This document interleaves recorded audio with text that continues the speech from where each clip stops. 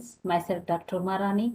In this video, I would like to discuss on important key points of upper limb in human body. Friends, watch till end of this video.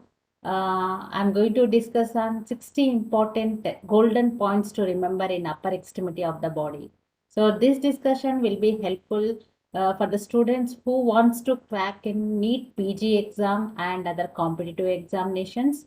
Also useful for the students who wants to revise for the quick revision before university examination, to write very short answer questions, and also helpful for the appearing of practical and viva examinations. So friends, without delay, we'll discuss some important key points in upper limb.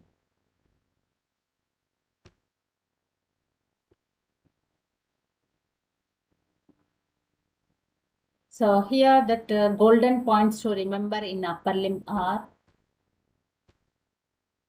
most commonly fractured bone in the body. Usually we have that 206 bones in our body, and out of that, most commonly fractured bone in the body is clavicle. So clavicle, also known as collarbone, which is located horizontally in upper part of the body. So this is commonly fractured bone in the body. Commonest fracture of the humerus. So humerus is that only bone located in that arm region. It is a long bone. So the commonest fracture of the humerus is supracondylar region. So known as the supracondylar fracture. Apart from that, surgical neck of the humerus and shaft of the humerus, also commonest areas of the fracture of the humerus. Next question. Most commonly injured nerve in supracondylar fracture. So at the supracondylar region, the fracture of the humerus known as supracondylar fracture. Here the two important contents affected. One is that nerve known as that median nerve, and one more it is that brachial artery. So when brachial artery is affected, so we call the complication known as Wolfman's ischemic contraction. Next question, most common site of the fracture of radius. So radius is that forearm bone located laterally. The commonest site is at the distal end of the radius, that is 2.5 centimeter proximal to the wrist. So we call it is Colles fracture. Most commonly fractured carpal bone.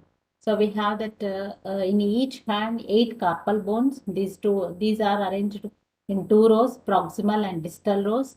The proximal row from lateral to medial are scaphoid, tricutral, lunate, pisiform, and trapezium, trapezoid, capitate, and hamate. So out of that, the most commonly fractured carpal bone is scaphoid. The most commonly dislocated carpal bone is lunate bone. Largest carpal bone and first carpal bone to ossify is capitate. Shortest and stoutest metacarpal bones. We have 5 metacarpal bones in each hand. So out of that, the first metacarpal bone is the shortest and stoutest metacarpal bone, and the thickest border of the scapula. So the scapula having the 3 borders, lateral border, medial border, and superior border. Out of that, the thickest border of the scapula is known as lateral border. Next question, strongest ligament of the upper limb. So in the upper limb, we have that 3 important joints: shoulder joint, elbow joint, and wrist joint. So in that, the strongest ligament of the upper limb here, it is coracoclavicular ligament. This is the strongest ligament in the upper limb. So next question, what is Dupuytren's contraction? So the Dupuytren contraction is known as, it is a fibrosis in the medial part of palmar aponeurosis. So the palmar aponeurosis is that thickened deep fascia at the palm region.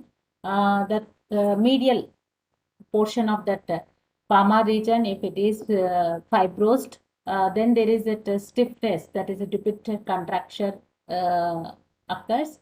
Usually the ring finger and little finger will be affected. Most important feature of human hand. So the human hand usually designed by grasping, that very important function. Apart from that, human hand having that important feature of opposition of the thumb, so that thumb is touches with that other fingers. It is that important feature, and precision grip. These are the two important features of that human hand. And only point of bony contact between upper limb and chest. So that what is the contact? It is between the upper limb and chest. That is the only bony contact. It is sternoclavicular joint. So it is a joint in between the sternum and medial end of the clavicle. The next question, the part of the upper limb having largest representation in the brain.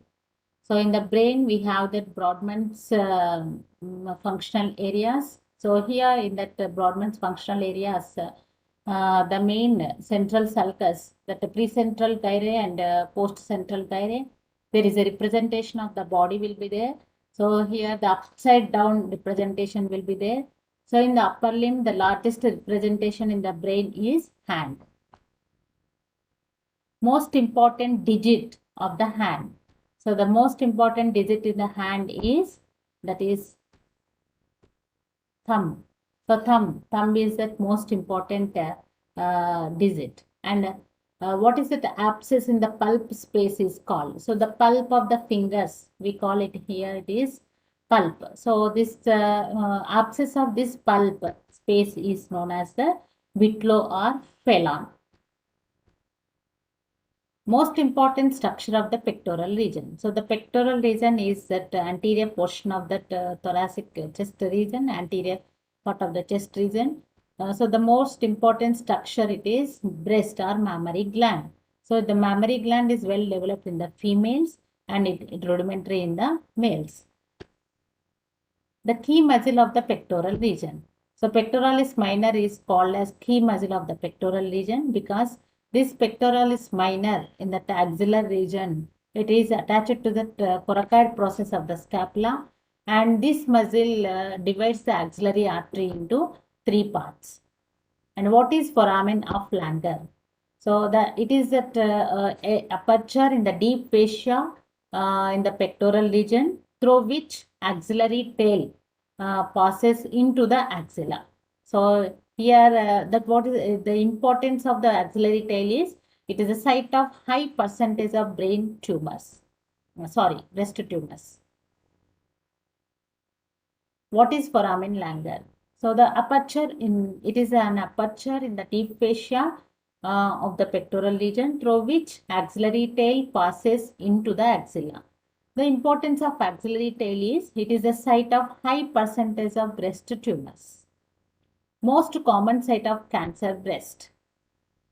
Upper and outer quadrant of that breast is known as the most commonest site of the carcinoma of the breast. Most of the lymph from the breast is drained into the lymph nodes, that is the anterior axillary lymph nodes. So anterior axillary lymph nodes drains that most of that lymph from the breast. Largest branch of the brachial plexus. So the brachial plexus are that now plexus, which is supply, the branches of brachial plexus supplies to the upper limb. So all that muscles and arteries, everything of that upper limb is supplied by that branches of brachial plexus. Out of that, the largest branch of the brachial plexus is known as radial nerve. The widest muscle on the back of the body. So in the back of the body and the first layer, there is two muscles appears once you remove the skin. That at that neck region, it is diamond shaped trapezium, and at the lower portion, it is the latissimus dorsi. The climbing muscles. Those are climbing muscles. So these muscles helps to climb. So these muscles are known as pectoralis major and latissimus dorsi. So these two muscles are known as the climbing muscles. and the boxing muscles. So that boxing muscles are, this is nothing but there is a punching movements of the scapula. So the punching movements of the scapula is helpful for the boxing. That is known as that serratus anterior. So serratus anterior muscle is helpful for the punching movements of the scapula, which is helpful for the boxing. And shrugging of the shoulders. So that is known as elevation of the scapula. So the muscle is responsible of that is levator scapulae and trapezius. These two muscles are helpful for the shrugging of the scapula. So all the rotatory cuff muscles are rotators of the humerus except. So the rotatory cuff muscles are known as that four muscles, that is the supraspinatus, infraspinatus, teres minor and subscapularis. We call it is SITS, SITS, SITS muscle. So out of that, all the muscles are helpful for the rotation of the humerus. But supraspinatus is the muscle which is not participate in the rotation of that humerus. So it is the initiation of that abduction is by the supraspinatus muscle. The best site for hearing lung sounds on the back of the chest. So there is a triangle at the back of the chest region known as a triangle of auscultation. So in this area, that the back best we can hear that lung sounds. Most felt arterial pulse for recording blood pressure is at the cubital fossa. We can hear that arterial pulse for the recording of the blood pressure. The artery is brachial artery. The best place to compress the brachial artery to stop hemorrhage in the arm and hand. So whenever there is a hemorrhage at that hand and arm, to stop that hemorrhage, the best place to compress this brachial artery is at the medial aspect of the humerus near the middle of the arm. So in this side, if the compression of that humerus, so there we can feel that brachial artery, we can stop that hemorrhage at the arm and hand region. The largest branch of the brachial artery. Brachial artery is a continuation of the axillary artery, and this brachial artery ends by dividing into radial and ulnar artery. So this brachial artery having the largest branch, that is known as the profunda brachii artery. The most preferred vein for venipuncture in the upper limb. So in the upper limb where there are number of veins are there. So those are known as the superficial veins. Those are the cephalic vein, basilic vein and median cubital vein. Out of that, most preferred vein here it is the median cubital vein. So the median cubital vein is located at that area of cubital fossa, which connects the basilic and cephalic vein, and it is best supported by that bicipital aponeurosis. So that's why this vein is useful for that venipuncture in the upper limb. Largest nerve of the upper limb and largest nerve of the brachial plexus. So as the radial nerve is the largest nerve in the upper limb, and also it is the largest nerve of the brachial plexus. So this is that nerve which arises from the posterior, all the posterior cord of the brachial plexus, and it enters into the back posterior region of that arm region, and it supplies the total posterior portion of the arm forearm region. What is workhorse of the elbow joint? Brachialis muscle is called as workhorse of elbow joint because it is a powerful, strong, untiring flexion of that elbow joint. That's why brachialis muscle called workhorse of the elbow joint. So what is ape thumb deformity? So that ape thumb deformity is caused by that median nerve, because the median nerve supplies that all thenar muscles. The thenar muscles are supplied by median nerve. So median nerve lesion may taking place. There is that a thumb, that thenar eminence will be lost. So then that deformity is called ape thumb deformity. Most common site of the median nerve injury at the carpal tunnel. So that carpal tunnel is the area that between the carpals and the flexor retinaculum, And so their number of tendons from forearm to palm it passes, and along with median nerve also passes. So the median nerve commonly pressed at this area at the carpal tunnel because it passes superficial to carpal tunnel, flexor retinaculum. And the commonest peripheral neuropathy in the upper limb is carpal tunnel syndrome. So the carpal tunnel syndrome, there is a compression of median nerve, and now all symptoms median nerve wherever the supplies to that muscles that may affect sensory and motor. So that's why all the symptoms together known as carpal tunnel syndrome. The commonest site of the ulnar injury, it is at the elbow region, where it lies behind the medial epicondyle of the humerus. So that ulnar nerve lies near that medial epicondyle of the humerus, and this now commonly affects the site of the radial nerve injury.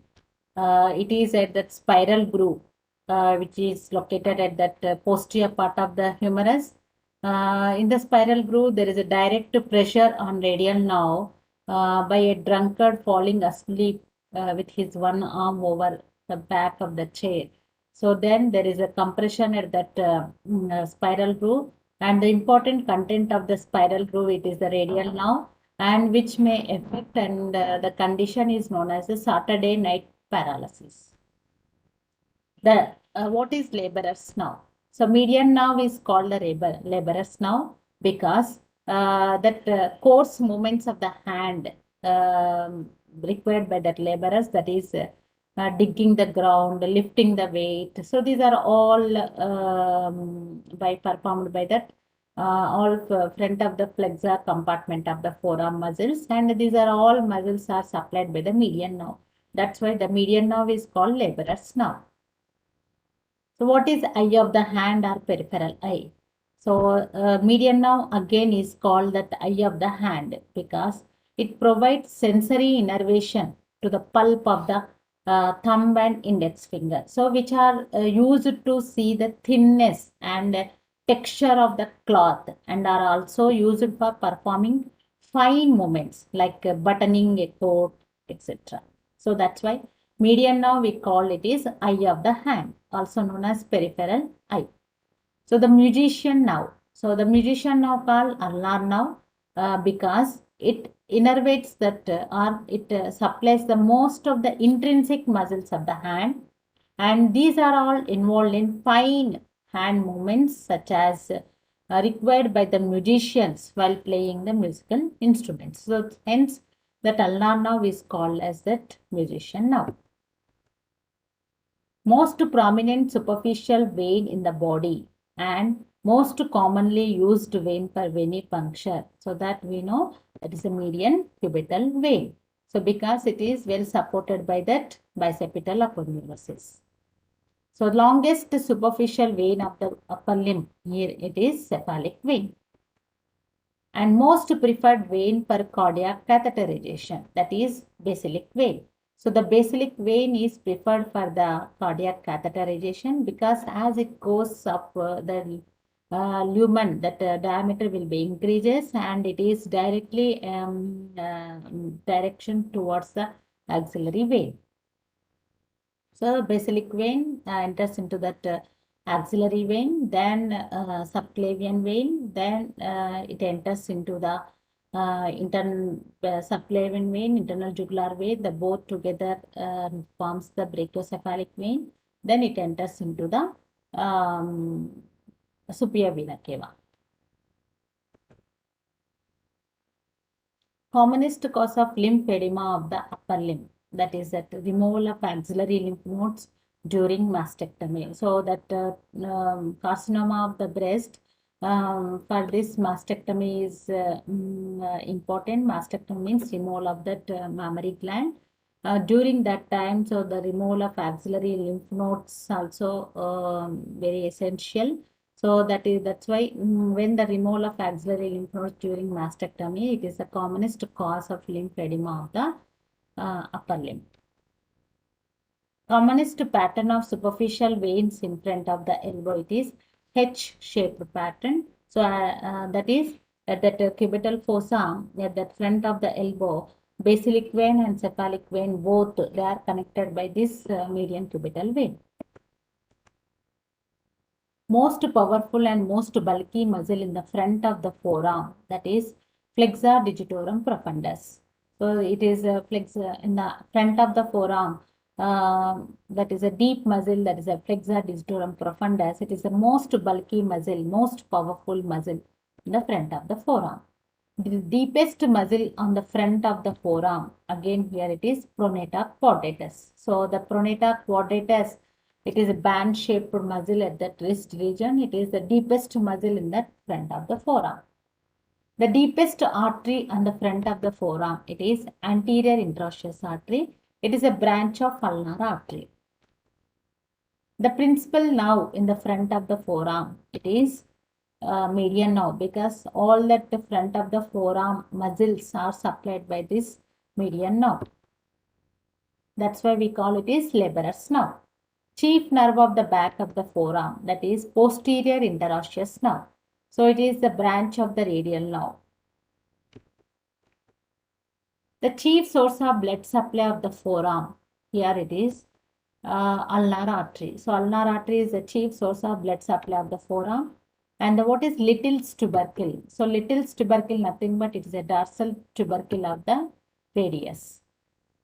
What is student's elbow and Meniere's elbow?